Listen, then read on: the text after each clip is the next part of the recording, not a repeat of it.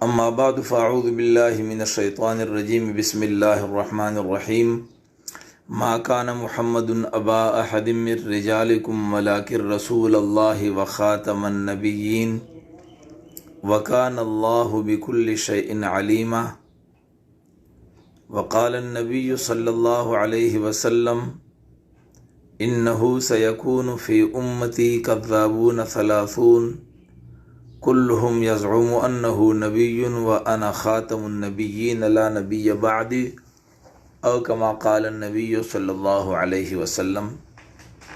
غلام قادیانی نے اپنے بارے میں یہ لکھا ہے کہ میں جڑواں پیدا ہوا ہوں، میرے ساتھ میری ایک بہن تھی جس کا نام جنت تھا، پہلے ماں کی پیٹ میں سے وہ نکلی پھر میں نکلا، اور میں اپنے والدین کے ہاں خاتم الاولاد ہوں۔ خاتم الاولاد کا معنی مرزا قادیانی نے یہ کیا ہے کہ میرے بعد میرے والدین کے ہاں کوئی لڑکا لڑکی پیدا نہیں ہوئی۔ اب میرے دوست اور بھائیو، خاتم النبیین قرآن کے جو الفاظ ہیں اس میں خاتم بھی عربی کا لفظ ہے اور النبیین بھی عربی کا لفظ ہے۔ مرزا قادیانی جو کہتا ہے کہ میں خاتم الاولاد ہوں، وہاں پر بھی خاتم کا لفظ عربی کا ہے، اولاد کا لفظ بھی عربی کا ہے۔ مرزا کہتا ہے، قادیانی لوگ کہتے ہیں کہ خاتم النبیین کا معنی یہ ہے کہ نبی کی مہر سے اب نبی بنیں گے، تو ہمارا سوال یہ ہے کہ خاتم الاولاد کا معنی بھی پھر یہ کرو کہ اب مرزا قادیانی کی مہر سے اس کی ماں کے پیٹ سے بچے نکلتے جائیں گے، کہ مہر سے اب اس کے بہن بھائی بنتے جائیں گے، یہ معنی کرو، لیکن یہ معنی آپ لوگ نہیں کرتے۔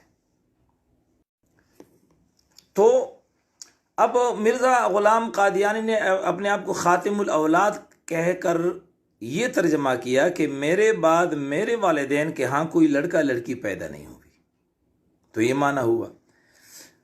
خاتم النبیین کا معنی 14 صدیوں سے صحابہ، تابعین، ائمہ مجتہدین سے لے کر آج معنی کیا ہے کہ محمد رسول اللہ صلی اللہ علیہ وسلم اللہ تعالیٰ کے آخری نبی اور رسول ہیں۔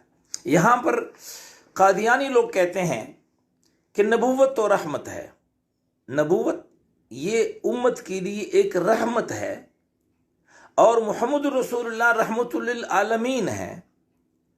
آپ کی آمد سے نبوت کا سلسلہ ختم ہوا، یعنی رحمت کا سلسلہ ختم ہوا، تو آپ کیسے رحمت؟ آپ کی آمد سے تو نبوت جو کہ رحمت ہے، یہ سلسلہ جاری رہنا چاہیے، یہ سلسلہ ختم کیوں ہوا؟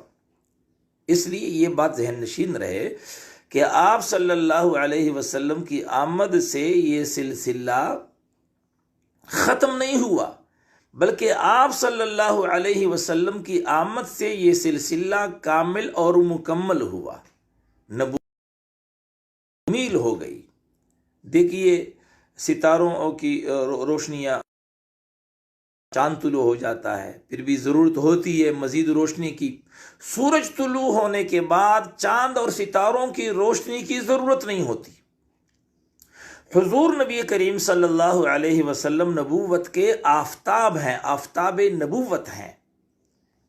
اس آفتاب نبوت کے طلوع ہونے کے بعد اب کسی اور روشنی کی ضرورت اس لیے نہیں ہوئی کہ اب یہ روشنی مکمل ہو گئی، یہ روشنی کامل ہو گئی، تو محمد رسول اللہ صلی اللہ علیہ وسلم جو کہ رحمت للعالمین ہے، آپ کی آمد سے سلسلہ نبوت کی تکمیل ہو گئی، یہ سلسلہ کامل، مکمل اور اکمل ہوا ہے، لہٰذا اب کسی نئے نبی کی ضرورت نہیں رہی۔ میں کراچی میں ایک کورس پڑھا رہا تھا ایک مقام پر، تو ایک ڈاکٹر صاحب تھے قادیانی، اس کا کمپاؤنڈر آیا اس کورس میں، اس نے مجھے کہا کہ ہمارے ڈاکٹر صاحب نے یہ سوال کیا ہے کہ مفتی صاحب سے پوچھو کہ محمد رسول اللہ صلی اللہ علیہ وسلم آخری نبی کیوں ہے؟ تو میں نے اس کو یہ کہا کہ محمد الرسول اللہ صلی اللہ علیہ وسلم آخری نبی اس وجہ سے ہیں کہ آپ کی نبوت اور رسالت قیامت تک کل کائنات کے لیے کافی اور مکمل ہے۔ آپ کی نبوت، آپ کی رسالت، آپ کی شریعت، آپ کے اخلاق، آپ کا علم، آپ کا تقوی، یہ قیامت تک کل کائنات کے لیے کافی اور مکمل ہے۔ اس لیے آپ صلی اللہ علیہ وسلم کے بعد کسی نئے نبی کی ضرورت نہیں ہے۔ دیکھیں، جب اللہ تعالیٰ کسی کو نبی بناتا ہے یا تو اس وجہ سے بناتا ہے کہ ایک نبی کی نبوت ایک خاص علاقے تک محدود ہوتی ہے، تو اگلے علاقے میں بھی وہاں کے لوگوں کا رابطہ خالق سے برقرار رکھنے کے لیے، خالق سے قائم کرنے کے لیے ایک نبی کی ضرورت ہوتی ہے۔ جیسے بنی اسرائیل میں مختلف انبیاء اللہ نے مبعوث فرمائے، کسی نبی کا ایک علاقہ، کسی نبی کا دوسرا علاقہ۔ محمد الرسول اللہ صلی اللہ علیہ وسلم کے بعد یہ سلسلہ ختم ہوا، اس لیے کہ محمد الرسول اللہ صلی اللہ علیہ وسلم کی جو نبوت ہے وہ کسی خاص علاقے تک محدود نہیں ہے۔ آپ علیہ الصلاۃ والسلام کی نبوت کسی خاص زمانے تک محدود نہیں ہے، بلکہ آپ کی نبوت، آپ کی رسالت، آپ کا علم، آپ کا اخلاق، آپ کا تقوی، آپ کی شریعت، آپ کے صحابہ، آپ کے اہل بیت، آپ کے ازواج مطہرات، آپ کا دین، یہ قیامت تک کل کائنات کے لیے، تمام علاقوں اور تمام زمانوں کے لیے ہے۔ اس لیے اس طریقے سے بھی کسی نبی کی ضرورت نہیں رہی کہ ایک نبی کا ایک علاقہ ہے تو دوسرے علاقے کیا جائے۔ رسول اللہ صلی اللہ علیہ وسلم کی حدیث ہے، آپ فرماتے ہیں فضلت علی الانبیاء بست اوتیت جوامع الکلم ونصرت بالرعب واحلت لی الغنائم وجعلت لی الارض مسجدا وطہورا وارسلت الی الخلق کافہ وختم بی النبیون۔ اللہ کے نبی نے فرمایا کہ مجھے اللہ تبارک و تعالیٰ نے دیگر انبیاء پر 6 باتوں میں فضیلت عطا فرمائی ہے۔ مجھے جامع کلمات سے نوازا، ایسے کلمات اللہ نے مجھے عطا فرمائے کہ الفاظ توڑے ہیں، معنی مفہوم بہت زیادہ۔ مجھے اللہ نے جامع کلمات سے نوازا۔ اللہ تعالیٰ نے مجھے رعب کے ساتھ میری نصرت اور مدد فرمائی۔ دشمن ابھی 1 مہینے کی مسافت پر ہوتا ہے اور اللہ تبارک و تعالیٰ میرا رعب اور دبدبا اللہ تعالیٰ دشمن کے دل و دماغ پر مسلط فرما دیتا ہے۔ اور اللہ تبارک و تعالیٰ نے مجھے غنیمت کے اموال عطا فرمائے۔ غنیمت کے مال کو اللہ تبارک حلال قرار دیا، اور اللہ تبارک و تعالیٰ نے کرۂ ارض کو، پوری زمین کو اللہ تبارک و تعالیٰ نے میں تیمم زمین کی کسی بھی وہ کافہ، اور مجھے تمام مخلوقات کے لیے کافی طور پر بھیجا گیا ہے، کافی مکمل۔ وختم بی النبیون، اور انبیاء کا سلسلہ میری ذات پر ختم کر دیا گیا۔ تو محمد رسول اللہ صلی اللہ علیہ وسلم کی جو نبوت ہے وہ قیامت تک کل زمانوں اور کل علاقوں کے لیے ہے۔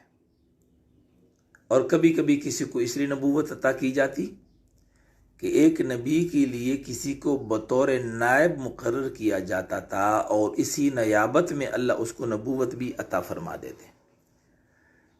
اس بنیاد پر بھی اب محمد رسول اللہ صلی اللہ علیہ وسلم نہیں بنایا جائے گا۔ حضور نبی کریم صلی اللہ اس کی مثال یہ ہے جس طرح کہ موسیٰ علیہ السلام کے لیے ہارون علیہ السلام بنائے گئے تھے۔ موسیٰ علیہ السلام اللہ کے نبی ہیں، تو اللہ تبارک و تعالیٰ نے ہارون علیہ السلام کو موسیٰ علیہ السلام کا نائب بنایا، اور اسی نیابت میں ہارون علیہ السلام کو نبوت عطا فرمائی۔ حضور نبی کریم صلی اللہ علیہ وسلم نے حضرت علی رضی اللہ تعالی عنہ سے فرمایا، یا علی انت منی ہارون من موسیٰ الا انہ لا نبی بعدی۔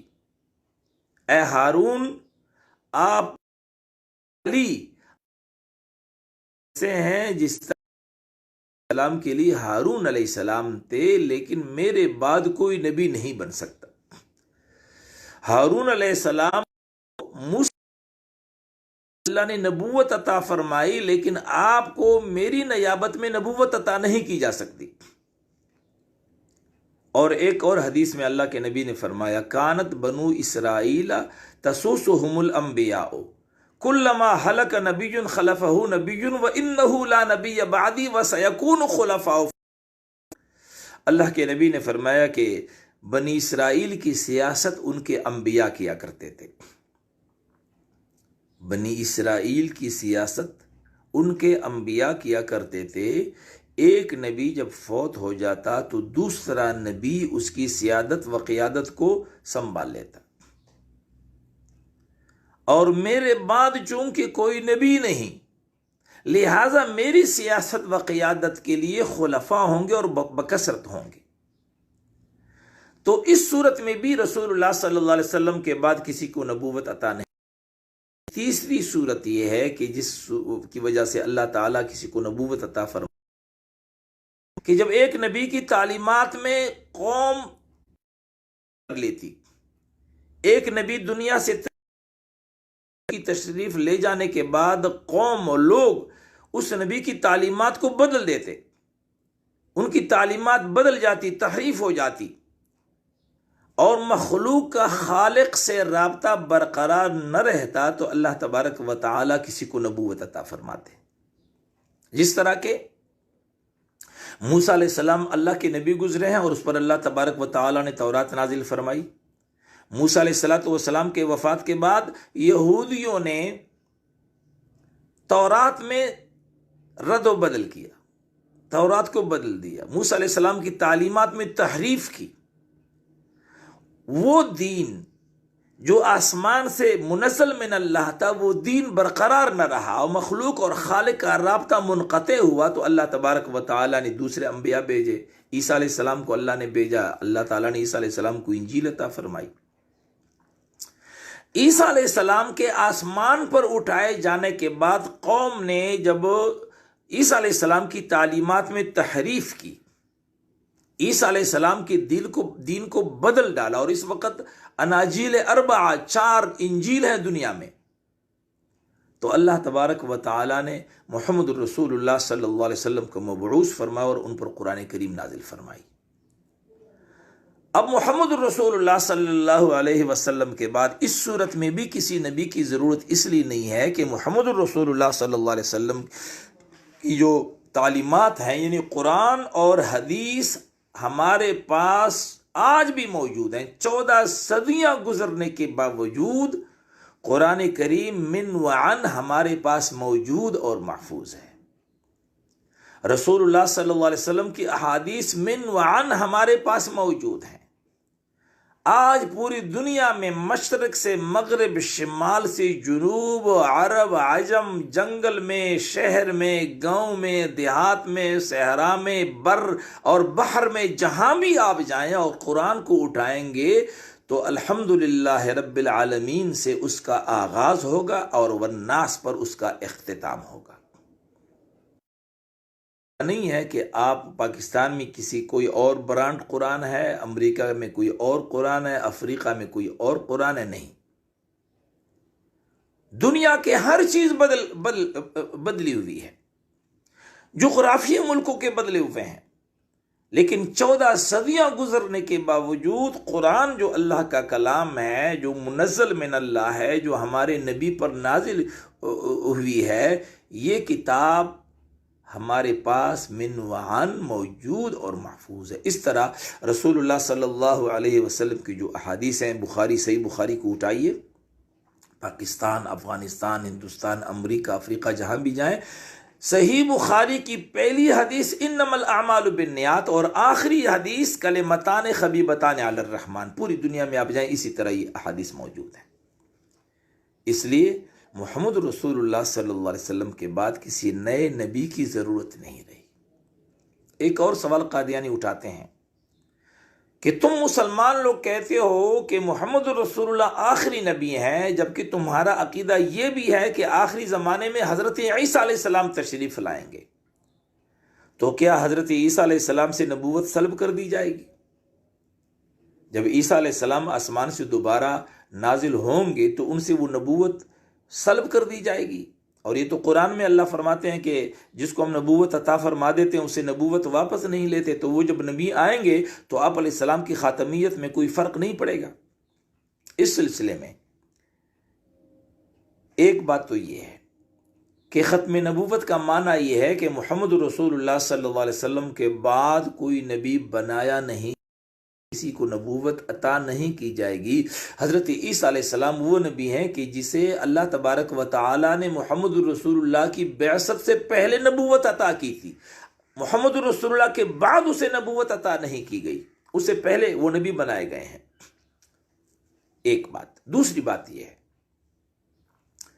کہ حضرت عیسیٰ علیہ السلام جب تشریف لائیں گے تو بے شک نبی ہوں گے، لیکن حضرت عیسیٰ علیہ السلام کی نبوت کا سکہ نہیں چلے گا، سکہ محمد مصطفیٰ صلی اللہ علیہ وسلم کی نبوت کا چلے گا۔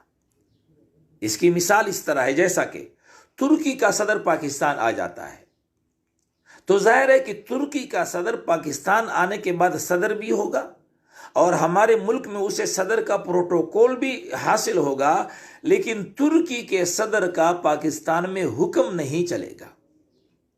اسی طرح عیسیٰ علیہ السلام تشریف لائیں گے، لیکن سکہ محمد مصطفیٰ صلی اللہ علیہ وسلم کی نبوت کا چلے گا۔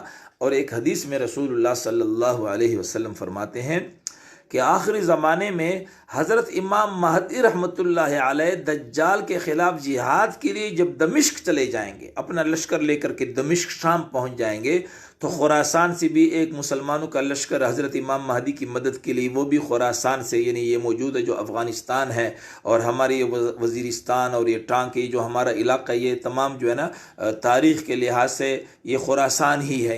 ہم نہ ہوئے تو ہماری نسلیں ہوں گی جو خراسان سے حضرت امام مہدی کی لشکر میں انشاءاللہ وہ شامل ہوں گے۔ اللہ ہماری نسلوں کو یہ سعادت نصیب فرمائے کہ وہ امام مہدی کے لشکر میں تلواریں لے کر کے، اسلحہ اس وقت جو ہوگا وہ لے کر کے امام مہدی کی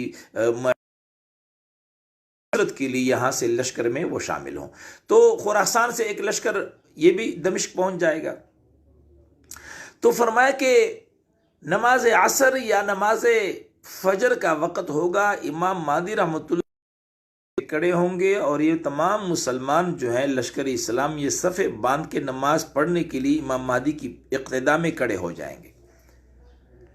رسول اللہ صلی اللہ علیہ وسلم فرماتے اذ بعث اللہ مسیح ابن مریم فینزل عند المنارۃ البیضاء شرقیہ دمشق بین محظوظتین واضعا کفیہ علی اجنحۃ ملکین، کہ جب عیسیٰ علیہ السلام نازل ہوں گے تو دمشق کی جامع مسجد کی مشرقی مینار پر نازل ہوں گے، دو فرشتوں کے پروں پر ہتھیلیاں رکھ کر کے وہ نازل ہوں گے۔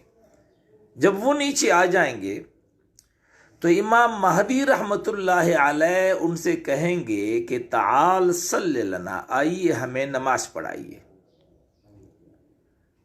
تو حضرت عیسیٰ علیہ السلام فرمائیں گے لا، میں نماز نہیں پڑھاتا،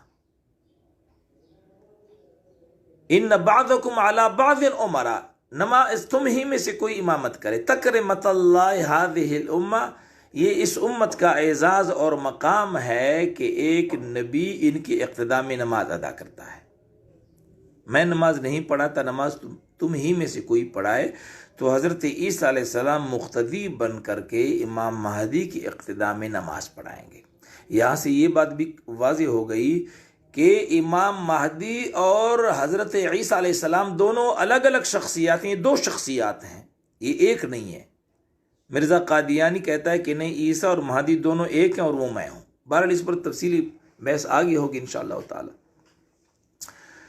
تو حضرت عیسیٰ علیہ السلام آخری زمانے میں آئیں گے، لیکن سکہ حضرت عیسیٰ علیہ السلام کی نبوت کا نہیں چلے گا، بلکہ سکہ محمد رسول اللہ صلی اللہ علیہ وسلم کی نبوت کا چلے گا۔ میرے دوست اور بھائیوں، رسول اللہ صلی اللہ علیہ وسلم کی ختم نبوت پر امت کا اجماع ہے۔ امت نے جنگیں لڑی ہیں، جنگ یمامہ۔ رسول اللہ صلی اللہ علیہ وسلم کے زمانہ اقدس میں مسیلمہ کذاب نے جو نبوت کا دعویٰ کیا، اور سعودی عرب کا جو دارالحکومت ہے ریاض، اس کے شمال میں سلبوخ روڈ پر جبیلہ کے نام سے جو شہر ہے، یہ یمامہ کہلاتا تھا، قبیلہ بنو حنفیہ کا علاقہ تھا، اور مسیلمہ کذاب یہاں کا رئیس تھا جس نے نبوت کا دعویٰ کیا۔ اور سیدنا ابو بکر صدیق رضی اللہ تعالیٰ عنہ کے زمانے میں جب ان کے خلاف جہاد ہوا، اس جہاد کی بہت تفصیل ہے جو باقاعدہ میں ایک ویڈیو کلپ اس کے حوالے سے تیار کروں گا اور شیئر کروں گا، تفصیل میں آج میں جانا نہیں چاہتا۔ اس جہاد میں جو خالد ابن ولید رضی اللہ تعالیٰ سالاری میں جو ہوا ہے، اس میں 1200 صحابہ اور تابعین شہید ہوئے ہیں، جن میں 700 صحابہ وہ تھے جو قرآن کریم کے حافظ قاری عالم تھے، اور 70 بدری صحابہ شہید ہوئے ہیں۔ 21,000 منکرین ختم نبوت مارے گئے ہیں۔ ان کو تاریخ میں وادی دم کہا جاتا ہے، خون کی وادی۔ اتنی بڑی تعداد کا صحابہ کا عقیدہ ختم نبوت پر جامع شہادت نوش فرمانا اس بات کی کلی اور واضح دلیل ہے کہ عقیدہ ختم نبوت پر مسلمان کبھی کوئی مفاہمت اور سمجھوتا نہیں کر سکتا۔ میرے دوستو اور بھائیوں، اب ہم آتے ہیں، آپ علیہ السلام نے فرمایا کہ انہو سیکون فی امتی 30 کذابون، کہ ان قریب میری امت میں 30 کذاب ہوں گے۔ میری امت میں یعنی میرے بعد جو نبوت کا دعویٰ کرے گا وہ امتی نبی ہونے کا دعویٰ کرے گا، میری امت میں ہوں گے 30 ہوں گے، وہ کذاب ہوں گے۔ نبی نے فتویٰ دیا کہ میرے بعد جو نبوت کا دعویٰ کرے گا وہ کذاب ہے۔ اسی وجہ سے امام اعظم امام ابو حنیفہ رحمۃ اللہ علیہ نے فرمایا ہے کہ جو شخص محمد رسول اللہ صلی اللہ علیہ وسلم کے بعد نبوت کا دعویٰ کرے، اور جو شخص اس مدعی نبوت سے معجزہ یا دلیل طلب کرے، تو دلیل طلب کرنے والا، معجزہ طلب کرنے والا کافر ہو جائے گا۔ اس لیے کہ جھوٹے مدعی نبوت سے معجزہ یا دلیل طلب کرنا امکان نبوت کو تسلیم کرنے کے مترادف ہے، جبکہ محمد رسول اللہ صلی اللہ علیہ وسلم کے بعد کسی نئے نبی کا امکان ہی نہیں ہے، سرے سے ممکن ہی نہیں ہے۔ تو حضور علیہ السلام نے جب فتویٰ دیا 30 کذابون، اس لیے کسی مدعی نبوت کے جھوٹا ہونے کے لیے سب سے بڑی دلیل جو ہے وہ اس کا دعوی نبوت ہے۔ اس نے جب نبوت کا دعویٰ کیا تو اس کا یہ دعویٰ ہی دلیل ہے کہ یہ آدمی بہت بڑا جھوٹا ہے، اس لیے کہ نبی صلی اللہ علیہ وسلم نے مدعی نبوت کو کذاب کہا ہے۔ اور ایسے لوگوں کی تعداد بتائیے کہ وہ 30 ہیں۔ ویسے تو رسول اللہ صلی اللہ علیہ وسلم کے بعد دعوی نبوت کرنے والے ہزاروں میں گزرے ہیں، لیکن یہاں 30 کی عادت سے وہ مدعیان نبوت مراد ہیں کہ جن کے فتنے کو شہرت حاصل ہو۔ ایسے لوگ ابھی تقریباً 20-22 گزرے ہیں۔ مسلمہ کذاب تھا، اسود عنسی تھا، طلیحہ اسدی، سجاح، متنبی وغیرہ مختلف لوگ گزرے ہیں، اور امت مسلمہ نے یکجان ہو کر ہر زمانے میں مدعیان نبوت کا راستہ روکا ہے۔ امت مسلمہ نے تمام اختلافات کو پس پش ڈال کر محمد الرسول اللہ صلی اللہ علیہ وسلم کی عزت و آبرو اور عقیدہ ختم نبوت کی حفاظت کے لیے جانوں کے نذرانے پیش فرمائے، تمام مفادات کو پس پش ڈال دیا ہے، تمام اختلافات کو پس پش ڈال دیا ہے، اور رسول اللہ صلی اللہ علیہ وسلم کی ذات اقدس کی حفاظت کے لیے یہ امت کل بھی ایک تھی، اور یہ امت آج بھی ایک ہے، اور یہ امت ہمیشہ کے لیے ایک رہے گی۔ ہمارے اندر ہزاروں اختلافات ہیں، ان تمام اختلافات کے باوجود امت مسلمہ ایک پیج پر ہے۔ جہاں نبی کی ناموس کی بات آ جائے، جہاں نبی کی رسالت کی بات آ جائے، جہاں نبی کی ختم نبوت کی بات آ جائے، جہاں نبی کی عظمت کی اور حرمت کی بات آ جائے، وہاں اس امت کا انتہائی گیا گزرا آدمی بھی، گناہ گار مسلمان بھی، رسول اللہ صلی اللہ علیہ وسلم کی عزت و عظمت کے لیے سینہ سامنے رکھتے ہوئے کڑا ہوتا ہے۔ یہ اس امت کی شان ہے۔ کوئی قادیانی اس غلط فہمی میں، خوش فہمی میں نہ رہے کہ یہاں دیوبندی، بریلوی، اہل حدیث اور پی ٹی آئی اور جے یو آئی اور مسلم لیگ اور پیپلز پارٹی کے جھگڑے ہیں، لڑائیاں ہیں، قومیت ہے، سیاست ہے، فرقہ واریت ہے، مسلک اختلافات ہیں۔ کوئی قادیانی اس خوش فہمی میں نہ رہے۔ یہ امت ہزاروں اختلافات کے باوجود رسول اللہ صلی اللہ علیہ وسلم کی عظمت اور ختم نبوت کے لیے یکجان ہے، اللہ کے فضل و کرم سے۔ کچھ بھی ہو جائے، ہم اپنے باپ کے قاتل سے سمجھوتا کر سکتے ہیں، یہ امت اپنے باپ کے قاتل سے سمجھوتا کر سکتے ہیں، یہ امت اپنے ماں باپ کے، اپنے بہن بھائیوں کے قاتل سے سمجھوتا کر سکتی ہے، لیکن یہ امت محمدیہ اتنی بانج نہیں ہے۔ یہ امت محمدیہ محمد الرسول اللہ صلی اللہ علیہ وسلم کی ناموس پر لاشیں بچھا سکتی ہیں، خون سے شہروں کو بھر سکتی ہے یہ امت۔ لہذا رسول اللہ صلی اللہ علیہ وسلم کی ختم نبوت کے حوالے سے کوئی قادیانی یا قادیانی نواز اس خوش فہمی میں نہ رہے کہ یہاں تو اختلافات ہیں، بہت اختلافات ہیں، لیکن محمد الرسول اللہ صلی اللہ علیہ وسلم کی عزت و آبرو کے لیے، محمد الرسول اللہ کی ختم نبوت کے لیے ہم ایک دوسرے کو سینے سے لگانے کی تیار ہیں، اور ہم نے لگایا ہے۔ 1953 کی تحریک تحفظ ختم نبوت، 1974 کی تحریک تحفظ ختم نبوت، یہ شاید ہیں، اس بات پر گواہ ہیں کہ اس امت نے تمام اختلافات کو پس پش ڈالا اور رسول اللہ صلی اللہ علیہ وسلم کی عزت و آبرو کے لیے سامنے کھڑے ہوئے ہیں۔ اس لیے آج میں اپنے تمام امت مسلمہ کو دعوت دوں گا کہ آؤ دوستو، آج رسول اللہ صلی اللہ علیہ وسلم کی ختم نبوت کے لیے ہم میدان میں آئیں۔ آج سماجی کاموں کی آڑ میں کورونا کا رونا لوگ رو رہے ہیں، اور قادیانی این جی اوز مختلف حوالوں سے، ہیلوں بحالوں سے سماجی کاموں کی آڑ میں قادیانیت کے لیے کام کر رہے ہیں۔ لعنت پہ جو قادیانیوں کی مصنوعات پر بھی اور ان کی مدد پر بھی اور ان کی دفاعی کاموں پر ہمیں نبی کی دشمنوں سے کوئی لینا دینا نہیں، ہمیں ختم نبوت کے غداروں سے کوئی لینا دینا نہیں۔ تو میرے دوست اور بھائیوں، اس حوالے سے یہ امت حساس ہے، اور یہ حساس رہے گی انشاءاللہ تعالی۔ ہر مدعی نبوت کے زمانے میں اس امت نے مسیلمہ کذاب سے دجال پنجاب تک، مسیلمہ پنجاب تک، مرزا غلام قادیانی تک، اس امت نے ہر زمانے میں رسول اللہ صلی اللہ علیہ وسلم کے ختم نبوت کے لیے قربانی پیش کی اور اتحاد کا مظاہرہ کیا ہے۔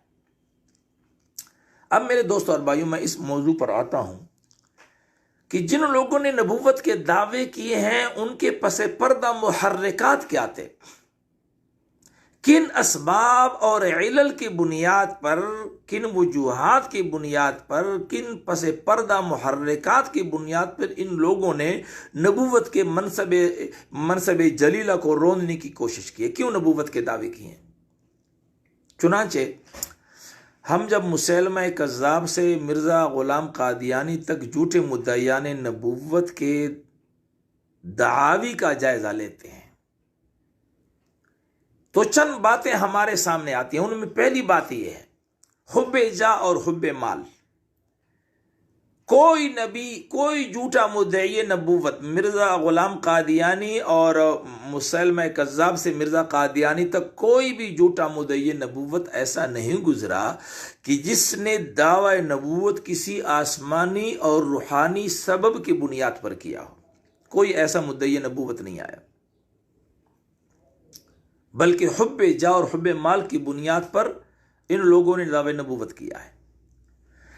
دیکھیے، رسول اللہ صلی اللہ علیہ وسلم کا ایک زمانہ ہے جسے ہم مکی دور کہتے ہیں، ابتلاءات کا زمانہ، آزمائشوں کا زمانہ، پریشانیوں کا زمانہ، بھوک و افلاس کا زمانہ، تنگ دستی اور پریشانی کا زمانہ، ایک زمانہ ہے مکی دور، کہ کوئی شخص کلمہ بھی پڑھتا تو اس پر ظلم کے پہاڑ توڑ دیے جاتے۔ اس دور میں کوئی بھی مدعی نبوت سامنے نہیں آیا، کسی نے بھی نبوت کا کوئی دعویٰ نہیں کیا۔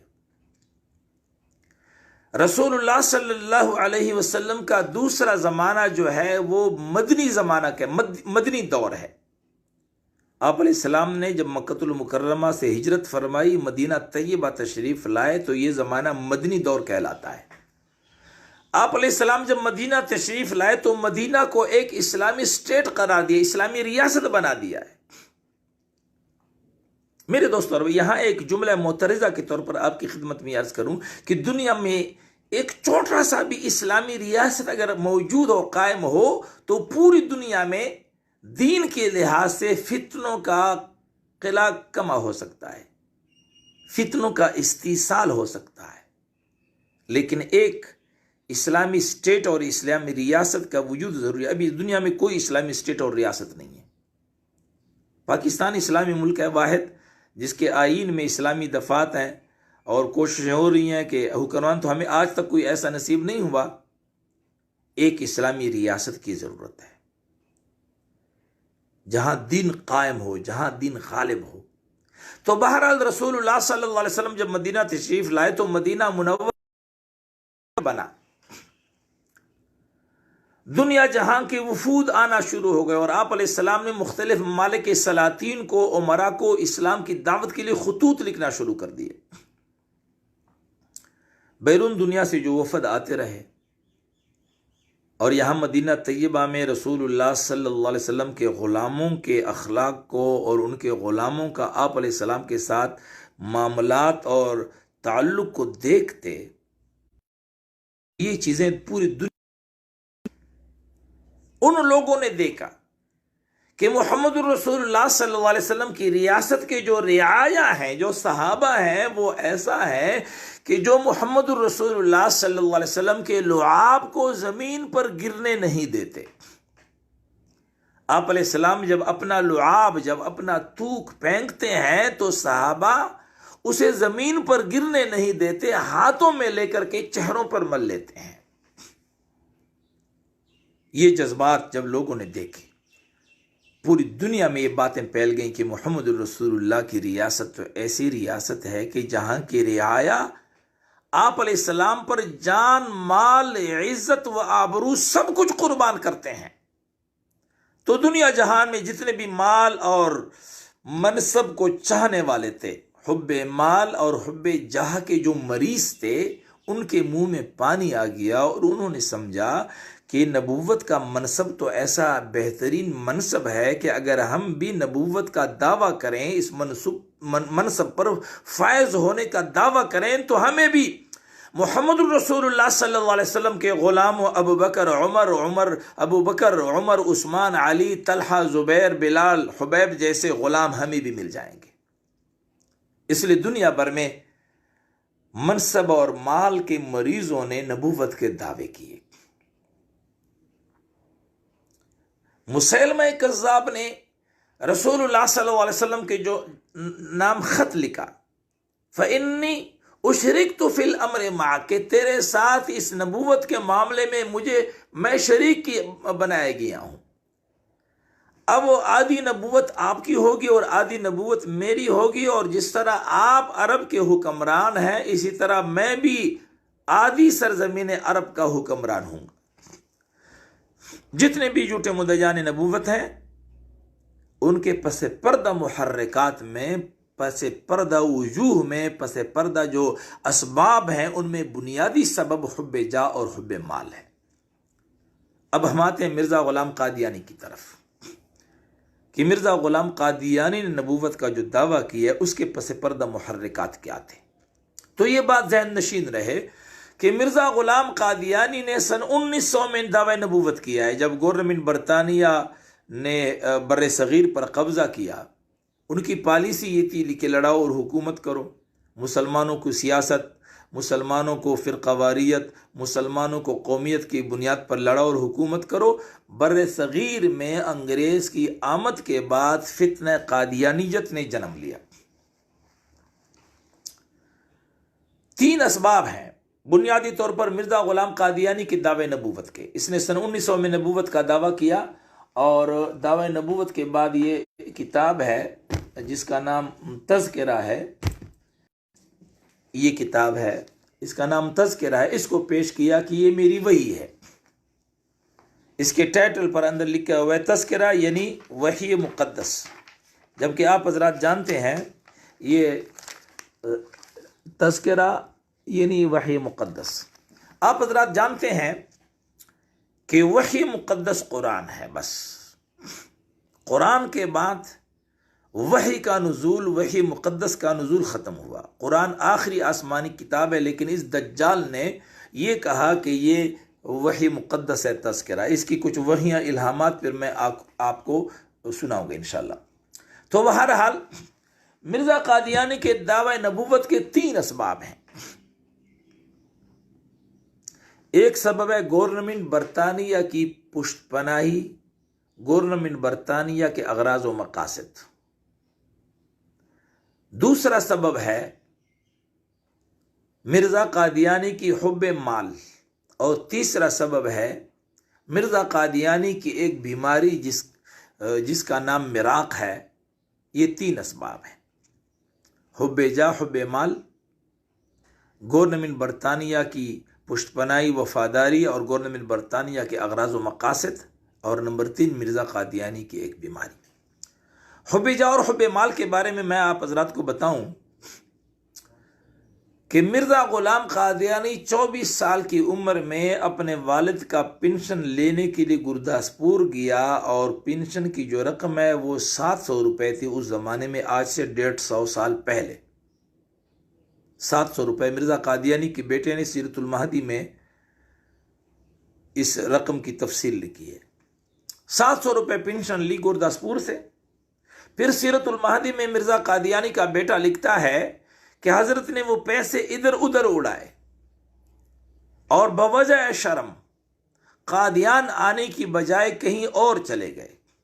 مرزا امام دین بھی جو ایک شرارتی لچا لفنگا نوجوان تھا، سیرت المہدی میں خود مرزے کے بیٹے نے اس بات کا اقرار کیا ہے، وہ بھی اس کے پیچھے گیا اور مرزا صاحب کو پسلا کر اور بہلا کر کے لے گیا۔ 24 سال کی عمر، امام دین جیسا آوارہ لڑکا پیچھے پڑا، اور 700 روپے آج سے 150 سال پہلے، اور آج کی کرنسی کا موازنہ کیجئے، اتنی بڑی رقم ادھر ادھر اڑائی۔ میں نے قادیانی سے متعدد بار کہا کہ آپ کی کتاب میں جو لکھا ہے کہ ادھر ادھر رقم اڑائی، یہ اڑانے کی تفسیر کیجیے، اس لیے کہ کسی کار خیر میں اگر پیسے خرچ کیے جائیں تو اس کو اڑانا نہیں کہا جاتا۔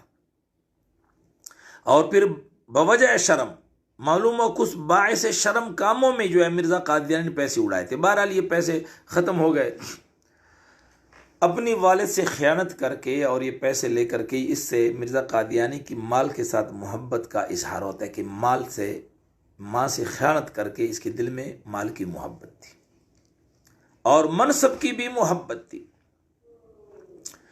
مرزا غلام احمد قادیانی نے تاریخ میں، احادیث میں جب بھی کسی شخصیت کے بارے میں اس کی فضیلت کا کوئی قصہ پڑھا، کسی قوم کی فضیلت پڑھی، کسی شخصیت کی فضیلت پڑھی، کسی خاندان کے بارے میں پڑھا، تو مرزا قادیانی نے بھی کہا کہ دعویٰ کیا کہ میرا بھی اسی خاندان سے تعلق ہے، اس فلاں واقعے کا مصداق میں ہوں۔ جب بھی کسی خاندان میں، اس کی مثال یہ ہے کہ کوئی آدمی اگر یہ کہے کہ جی یوسفزئی جو ہیں یہ بہت بہادر قوم ہے، کوئی آدمی یہ قصہ سنے یوسفزئی کے بارے میں، اور وہ آدمی سننے والا وہ مروت ہے مثال کے طور پر، تو وہ مروت کہے کہ جی میں بھی یوسفزئی ہوں، تو کیا مطلب ہوا اس کا کہ یہ آدمی تو ہے مروت اور اس نے کہا کہ میں یوسفزئی ہوں، جھوٹ بول رہا ہے۔ یوسفزئی قوم کی بہادری کا قصہ سنا تو کہا یوسفزئی۔ پھر کسی نے کہا کہ جی مروت جو ہیں یہ بہت سخی ہوتے ہیں، پھر کہنے لگے جی میں مروت ہوں۔ پھر کسی نے کہا جی یہ جو افریدی ہیں ان میں یہ ایک صفت ہے، پھر یہ کہنے لگا جی میں افریدی ہوں، تو اسے کیا سمجھا جائے گا؟ اسی طریقے پر مرزا قادیانی نے کہا ہے۔ مرزا قادیانی نے اپنی کتاب میں سوانح میں لکھا ہے کہ میرا نام غلام احمد ہے، میرے والد کا نام غلام مرتضیٰ ہے، اور ہمارے آبا و اجداد سمرقند سے ہندوستان میں داخل ہوئے، اور میری قوم مغل برلاس ہے، میری قوم مغل برلاس ہے، ہمارے آبا و اجداد سمرقند سے ہندوستان میں داخل ہوئے۔ خود مرزا قادیانی نے اپنے سوانح میں لکھا ہے۔ اس کے بعد مرزا غلام احمد قادیانی نے صحیح بخاری کے اندر ایک روایت پڑھی۔ حضرت ابو ہریرہ رضی اللہ تعالیٰ عنہ فرماتے ہیں کہ جمعے کا دن تھا، یہ آیت نازل ہوئی وآخرین منہم لما یلحقوا بہم فرماتے ہیں کہ اس مجلس میں رسول اللہ صلی اللہ علیہ وسلم پر یہ آیت جب نازل ہوئی، جمعے کا دن تھا، تو ہم میں سے کسی نے رسول اللہ صلی اللہ علیہ وسلم سے پوچھا کہ یا رسول اللہ صلی اللہ علیہ وسلم، اس آیت کا وآخرین منہم، اس آیت کا مصداق کون ہے؟ تو فرمایا کہ رسول اللہ صلی اللہ علیہ وسلم نے حضرت سلمان فارسی رضی اللہ تعالی عنہ کی طرف اشارہ فرمایا اور فرمایا کہ اس سے مراد میں ہوں۔ فرمایا کہ رسول اللہ صلی اللہ علیہ وسلم نے حضرت سلمان فارسی رضی اللہ تعالی عنہ کی طرف اشارہ کرتے ہوئے فرمایا کہ اس سے مراد ان کی نسل میں سے ایک آدمی ہے، اگر دین ثریا ستارے پر بھی چلا جائے تو ان کی نسل میں سے ایک آدمی دین کو وہاں سے بھی لے کر آ جائے گا۔ سلمان فارسی کی نسل۔ اس حدیث کو پڑھنے کے بعد مرزا قادیانی نے کہا کہ میں فارسی نسل ہوں، اس آیت کا مصداق میں ہوں۔ پہلے خود لکھا ہے کہ ہماری قوم مغل برلاس ہے، ہمارے آبا و اجداد ہندوستان میں داخل ہوئے تھے، لیکن اب کہنے لگا کہ نہیں، میں فارسی نسل ہوں، صرف اس آیت کا مصداق بننے کے لیے۔ اسے کہتے ہیں حب جاہ، منصب کی محبت۔ اس کے بعد مرزا غلام قادیانی نے علامہ ابن عربی کی ایک کتاب کو پڑھا، جس میں انہوں نے یہ لکھا ہے کہ آخری زمانے میں ایک مجدد پیدا ہوگا جو چین سے آئے گا اور جس کی زبان چینی ہوگی۔ تو مرزا قادیانی پھر کہنے لگا کہ میرے آبا و اجداد چینی حدود سے ہندوستان میں داخل ہوئے تھے، چینی حدود سے، اب چینی بنا۔ پہلے مغل تھا، پھر فارسی النسل بنا، اس کے بعد چینی بنا۔ اس کے بعد مرزا غلام قادیانی نے ابو داؤد اور دیگر حدیث کی کتابوں میں پڑھا کہ رسول اللہ صلی اللہ علیہ وسلم نے آخری زمانے میں ایک مہدی کے ظہور کے بارے میں ارشاد فرمایا ہے کہ آخری زمانے میں ایک امام مہدی ظاہر ہوگا، اس کا نام محمد ہوگا اور وہ سید ہوگا، سادات میں سے ہوگا، سیدہ فاطمۃ الزہرا رضی اللہ تعالی عنہا کی نسل میں سے ہوگا۔ چنانچہ مرزا قادیانی نے جب ان احادیث کو پڑھا تو منہ میں پانی آیا اور کہنے لگا کہ میں اس کا مصداق میں ہوں۔ کہا گیا جناب تم تو مغل ہو، کہنے لگا نہیں میں سید ہوں۔ کشف میرے اوپر اس طرح طاری ہو گئی کہ سیدہ فاطمۃ الزہرا رضی اللہ تعالی عنہا فرما ہے اور میرا سر سیدہ کی گود میں ہے، نعوذ باللہ، اور سیدہ فاطمہ نے فرمایا کہ تو مجھ سے ہے، یعنی میری نسل سے ہے، نعوذ باللہ۔ اب سید بنا، پہلے مغل تھا، پھر فارسی النسل بنا، پھر چینی بنا، اب سید بنا۔ اس کے بعد مرزا غلام قادیانی نے احادیث میں پڑھا کہ آخری زمانے میں حضرت عیسیٰ ابن مریم کا نزول ہوگا، حضرت عیسیٰ ابن مریم نازل ہوں گے۔ ان احادیث کو جب پڑھا تو منہ میں پانی آ گیا، لیکن اب یہ جو منصب ہے تو نبی کا منصب ہے۔ عیسیٰ علیہ السلام تو اللہ کے نبی گزرے ہیں۔ اب دو باتیں آڑے آ رہی ہیں، دو مشکلات ہیں۔ ایک مشکل تو یہ ہے کہ عیسیٰ ابن مریم نبی اللہ گزرے ہیں، اللہ کے نبی گزرے ہیں، اور دوسری مشکل یہ ہے کہ احادیث میں تواتر کے ساتھ حضرت عیسیٰ علیہ السلام کے بارے میں آیا ہوا ہے کہ وہ آسمانوں پر اٹھائے گئے، ان کا نزول ہوگا، وہ نازل ہوگی۔ عیسائی کتب اناجیل اربعہ میں بھی عیسیٰ علیہ السلام کے رفع اور نزول کا بیان ہوا ہے، اور احادیث میں بھی رسول اللہ صلی اللہ علیہ وسلم نے حضرت عیسیٰ علیہ السلام کی نزول کا ذکر، ینزل عیسیٰ ابن مریم الی الارض فیتزوج ویولد له ویمکث 45 سنة ثم يموت فیدفن معی فی قبری اذ بعث اللہ مسیح ابن مریم فینزل عند المنارۃ البیضاء الشرقیہ۔ ینزل کا ذکر ہے۔ عیسیٰ علیہ السلام کے بارے میں قرآن میں اور احادیث میں کہیں پر بھی ماتا کا ذکر نہیں ہے کہ وہ مر گیا ہے۔ ماضی کے صیغے کے ساتھ، ماضی کے لفظ کے ساتھ ان کے بارے میں ماتا کا لفظ نہیں ہے کہ وہ مر گیا ہے، بلکہ یموت وہ مرے گا، آنے والے زمانے میں، مستقبل میں، یموت مرے گا، ینزل مستقبل میں نازل ہوگا، یہ الفاظ ہیں۔ اب دو باتیں آڑے آ رہی ہیں، دو مشکلات ہیں مرزا قادیانی کے سامنے اس منصب پر بیٹھنے کے لیے ہے، اور دوسرا وہ عیسیٰ علیہ السلام زندہ آسمانوں پر ہیں۔ اب ان دونوں رکاوٹوں سے جان چھڑانے کے لیے مرزا قادیانی نے پہلے تو ختم نبوت کے عقیدے کو اجتماعی اور قطعی محکم عقیدے سے انکار کرتے ہوئے یہ کہا کہ نبوت کی 3 قسمیں ہیں، 2 بند ہیں، 1 جاری ہے۔ پہلے تو نبوت کا راستہ اپنے لیے کھولنے کی کوشش کی۔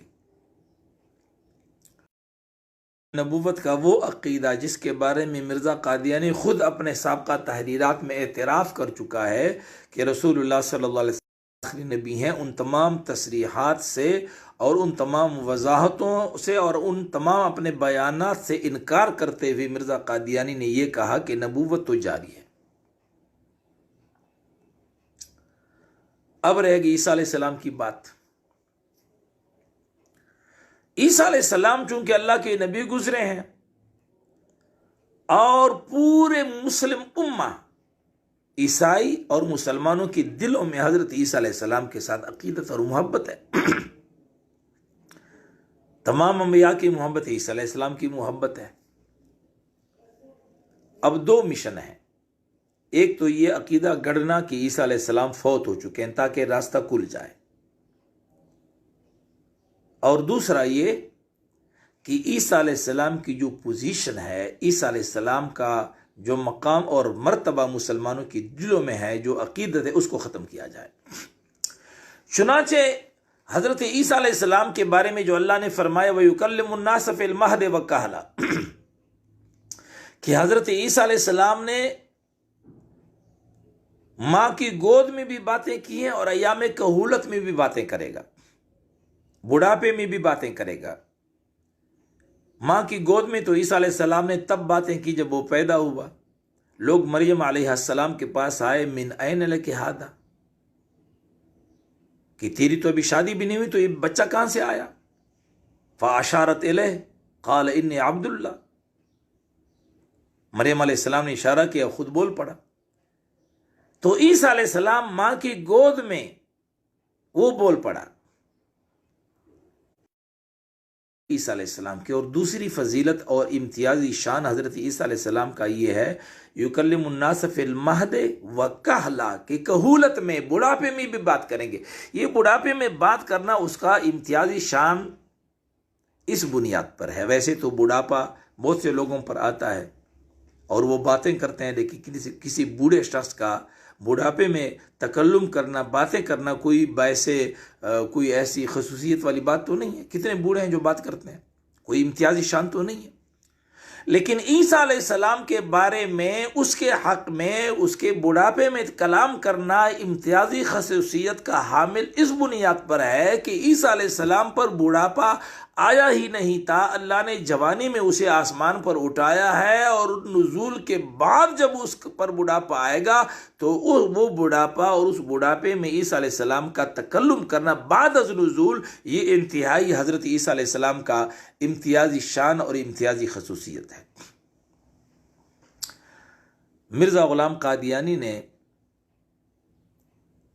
حضرت عیسیٰ علیہ السلام کی یہ خصوصیت کہ اس نے ماں کی گود میں باتیں کی ہیں کم کرنے کے لیے یہ بات گڑ لی کہ کیا ہوا اگر عیسیٰ علیہ السلام نے ماں کی گود میں باتیں کی ہیں تو کیا ہوا میرے بیٹے نے ماں کی پیٹ کے اندر باتیں کی ہیں، میرے بیٹے نے ماں کی پیٹ کے اندر باتیں کی ہیں۔ ہم نے کہا ارشاد، آپ کے بیٹے نے کیا کہا؟ تو اس نے کہا کہ میرے بیٹے نے ماں کی پیٹ میں باتیں کی اور کہا کہ اے میرے بھائیو، میرے اور آپ کے بیچ میں 2 دن کا میعاد ہے، میرے اور آپ کے بیچ میں 2 دن کا میعاد ہے، یہ کہا۔ اور کہتے ہیں 2 دن سے 2 سال مراد ہیں۔ 1897 میں مرزا قادیانی کے بیٹے نے ماں کی پیٹ سے باتیں کی، 1897 میں باتیں کی، 1897 98 ماں کی پیٹ میں، 1899 میں پیدا ہوا۔ میں نے کہا یہ ماں کا پیٹ تھا یا ٹرک اڈے کا گودام تھا کہ 3 سال ماں کی پیٹ میں رہا؟ ایک قادیانی سے میں نے کہا کہ تمہارے حضرت نے لکھا ہے کہ میرے بیٹے نے ماں کی پیٹ کے اندر باتیں کی ہیں. تو میں نے کہا چلو ہم مان لیتے ہیں، لیکن یہ سوال ہے کہ جب بیٹے نے ماں کی پیٹ کے اندر باتیں کی ہیں تو آواز کہاں سے نکلی تھی؟ کہاں سے آواز نکلی تھی؟ اگر منہ سے آپ کہتے ہیں کہ منہ سے آواز نکلی ہے تو یہ شبہ پیدا ہو سکتا ہے کہ بولنے والا بیٹا نہیں ہے بلکہ ماں بول رہی ہے. اسی طریقے پر حضرت عیسیٰ علیہ السلام کی شان کو گھٹانے کی کوشش کی اور اپنی کتابوں میں حضرت عیسیٰ علیہ السلام کے بارے میں ننگی گالیاں دی ہیں. آخری سبق میں انشاءاللہ اس کا اظہار ہوگا بحوالہ انشاءاللہ کہ کیا گالیاں. بہرحال اب جب اس نے محسوس کیا کہ عیسیٰ علیہ السلام کے بارے میں عیسیٰ علیہ السلام کے شان کو کم کرنے میں میں کامیاب ہوا تو یہ عقیدہ گڑھ لیا کہ عیسیٰ علیہ السلام تو فوت ہو چکا ہے، وہ تو مر چکا ہے، لہذا جب وہ فوت ہو چکا ہے تو مرزا قادیانی نے پھر یہ دعویٰ کیا کہ میں اب وہ عیسیٰ میں ہوں. لیکن یہاں ایک اور بات ہے، ایک اور مشکل ہے، اور وہ یہ ہے کہ عیسیٰ علیہ السلام اسرائیلی تھے. مریم علیہ السلام اسرائیلی نسل سے اس کا تعلق تھا. تو مرزا قادیانی نے یہاں یہ کہا کہ میں بھی اسرائیلی ہوں.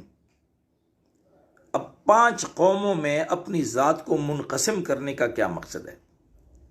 پہلے مغل برلاس تھے، اس کے بعد فارسی النسل بنے، پھر چینی بنے، پھر سید بنے، اور اب اسرائیلی بنے. اسے کہتے ہیں حب جا اور حب مال. یہ ہے پہلا سبب. مرزا قادیانی کی دعاوی کے جو پس پردہ محرکات اور اسباب میں سے پہلا سبب حب جا اور حب مال، جس کی یہ میں نے مختصر تقریر کی، اور یہ تقریر میرا ایک رسالہ ہے جس کا نام لمحہ فکریہ ہے، اس میں بھی باحوالہ یہ پوری تقریر موجود ہے.